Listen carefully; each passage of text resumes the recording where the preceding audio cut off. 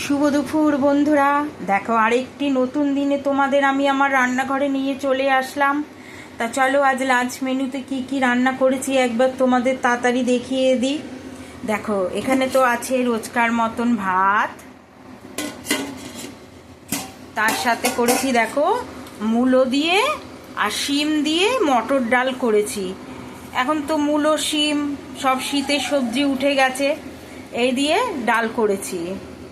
আর করেছি দেখো বন্ধুরা এখানে পেঁপের তরকারি আলু দিয়ে, ঘি গরম মশলা আদা জিরে বাটা দিয়ে একটা পেঁপের তরকারি করেছি।